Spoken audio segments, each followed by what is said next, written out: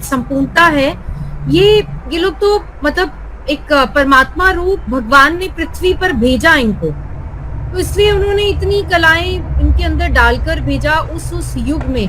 तो हम लोगों में तो पैदा होते वक्त जितनी कलाएं उसने हुनर डालकर भेजा, उसको हम अपने अंदर इतना स्ट्रेच करके कैसे अपने आप को इनके बराबर तो कर नहीं पाएंगे किसी भी हाल में। ये एक मेरा सवाल है। दूसरा ये है कि जब हम पूर्णिमा की बात करते हैं और चंद्रमा 16 कला संपूर्ण और जो काली क्रियाएं इविल प्रैक्टिसेस करने वाले लोग हैं वो हमारी लाइफ के चंद्रमा को खराब करने के लिए पूर्णिमा के आसपास मैंने देखा बहुत सिवियर अटैक्स होते हैं अमावस्या पूर्णिमा पर। तो हमारी लाइफ की जो स्टेबिलिटी है, जो पीस है, उसको डिस्ट्रॉय करने के लिए वो इस चीज का फायदा भी उठाते हैं। तो उससे प्रोटेक्शन के लिए मतलब कैसे हो सकता है? बिकॉज ये तो बहुत खतरनाक चीजें हैं। बिल्कुल। देखिए, अब बताते हैं। सबसे पहली बात तो आपके पहले प्रश्न पर आते हैं कि श्री कृष्ण जन्म से गुण लेके पैदा हुए, शक्ति पैदा लेके हुए, और आप लोग तो ऐसे पैदा हो गए, कुछ गुण नहीं है, कोई शक्तियाँ नहीं है। तो आप कह रहे हो कि हम उनके जैसा बन ही नहीं सकते हैं, कि आप ये कह रहे हैं, आपको ये लगता है कि परमात्मा ने मतलब उनको शक्ति दे के भेजा था, उनको पैदा करके भेजा था, आपको ये लगता है ना।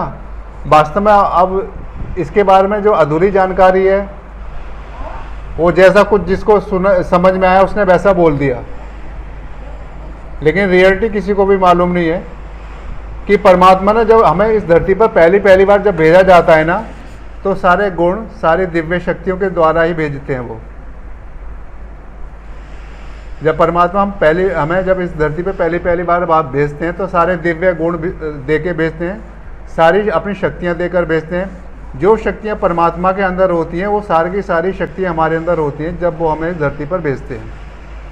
वो किसी के साथ कोई भेदभाव नहीं कर सकते कि किसी को कम दे दिया, किसी को ज़्यादा दे दिया। परमात्मा किसके साथ नहीं भेदभाव कर सकते, क्योंकि परमात्मा के सभी बच्चे हैं, ठीक है। और कोई भी पिता अपने बच्चों के साथ किसी प्रकार का भेदभाव करेगा क्या, कि किसी बच्चे को कम दे देगा, किसी को ज़्यादा दे देगा? क्या कोई पिता ऐसा करेगा क्या अपने बच्चों के साथ? तो परमपिता परमात्मा कर सकता है ना, कर भी सकता है खेमकरण जी, क्योंकि फिर कर्मों की कहानी के हिसाब से 5 उंगलियां तो कभी किसी की बराबर हुई ही नहीं आज तक। हम घर में भी देखते हैं, वो अगर हम सब बहन भाई हैं तो हम लोग सब एक, ये सब आपको फिजिकल वर्ल्ड में दिखाई देगा, लेकिन परमात्मा है, परमात्मा हर किसी बच्चे को एक जैसा ही देते हैं, किसी के साथ कोई कम या ज़्यादा कोई भेदभाव नहीं करते। इसीलिए उनको परमपिता परमात्मा कहा जाता है। वो सबके साथ न्याय करते हैं, वो किसी के साथ अन्याय नहीं करते हैं, ठीक है। जब परमात्मा ने हम सारी दिव्य गुण शक्तियाँ सब कुछ दे के भेजा था, तो वो हमारी चली कहाँ गई? अब ये भी तो आपके मन में प्रश्न उठेगा ना। जब आपको इस धरती पे भेजा था, आपको सब कुछ दे के भेजा था, आपको अच्छे रिलेशन दे के भेजा था। ऐसा कोई रिलेशन नहीं था जो आपको दुख देने वाला हो, सारे के सारे रिलेशन आपको सुख देने वाले थे। आपके ऊपर ये समझिए कि माँ बाप की पूरी छत्र छाया थी। आपको जो माँ बाप मिले उन्होंने आपको पूरा सहयोग दिया, पूरा प्रेम दिया, और आपके जो रिलेशन मिले उन्होंने आपको पूरा सहयोग दिया। आपको किसी चीज़ की कोई कमी नहीं रही। आपका जो शरीर था वो एकदम स्वस्थ था, मन आपका पूरा स्वस्थ था, आपके तन के अंदर कोई बीमारी नहीं थी, और आपके अंदर सारी क्वालिटी थी जो आज की डेट में आप दूसरे लोगों में क्वालिटी देखते हो, वो सारी क्वालिटी आपके अंदर थी। आपके अंदर बोलने की कला थी, आपके अंदर गाने की कला थी, आपके अंदर नृत्य करने की कला थी, सारी की सारी कलाएँ आपके अंदर थी, सारे के सारे दिव्य गुण थे, सारे के सारी शक्तियाँ थी, और धन और वैभव की कोई कमी नहीं थी।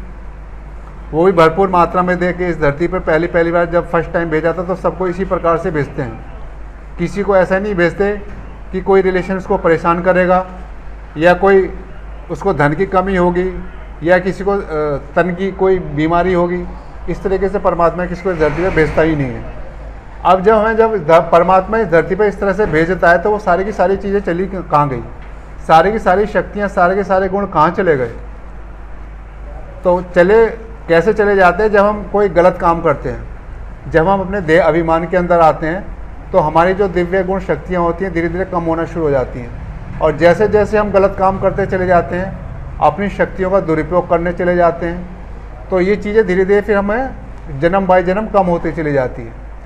फिर अपने नेक्स्ट जन्म लिया, अगर आपने उस जन्म में कुछ गलत काम कर दिया तो उसका रिजल्ट आपको मिलेगा। अगर मान लीजिए आपके पास ज़्यादा दौलत है और अपने दौलत के अभिमान में आकर कुछ गलत काम कर दिया तो उसका रिजल्ट आपको मिलेगा। कोई बच सकता है इससे? कोई नहीं बचेगा, वो मिलेगा। आपको रूप सौंदर्य भी सबको एक जैसा दिया था, एक ग्रेड का दिया था। अगर किसी ने अपने रूप सौंदर्य पर गर्व किया या उसका मिसयूज़ किया, किसी को अपने रूप सौंदर्य में फंसा लिया, इस तरह से गलत काम किए तो उसका रिजल्ट मिलेगा, उसका रिजल्ट मिलता है। फिर आपको जैसे अगर अपने रूप सौंदर्य का किसी ने मिसयूज़ किया तो उसको नेक्स्ट बर्थ में क्या होता है, या तो उसका जो रूप सौंदर्य कम हो जाएगा, या तो ज़्यादा उसने दुरुपयोग किया अपनी सुंदरता का तो और ज़्यादा उसके अंदर कुरूपता मिल जाएगी। अगर किसी ने अपने पद पोजीशन का दुरुपयोग किया तो उसका पद पोजीशन फिर धीरे धीरे कम होता चला जाएगा। तो जैसे जैसे हम अपने पाप कर्म करते चले जाते हैं तो हमारी जो दिव्य गुण शक्तियाँ होती हैं ये सारी की कम होती चली जाती हैं। ठीक है, कर्म का फल तो मिलता है ना, और सबको मिलता है, कोई बच नहीं सकता। तो आज की डेट में आपकी क्या स्थिति है? ना तो आपके अच्छे रिलेशन है, ना आपका अच्छा शरीर है, ना आपका अच्छा मन है, ना आपका अच्छा तन है, और ना ही आपकी अच्छी पोजीशन है।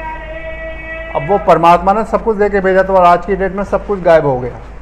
अब ये समझ लीजिए कि आपने ऐसे कुछ ना कुछ तो कर्म किए होंगे जो ये सारी की सारी चीज़ें चली गई, और आपसे भी कुछ उल्टे सीधे काम करने वाले ऐसे लोग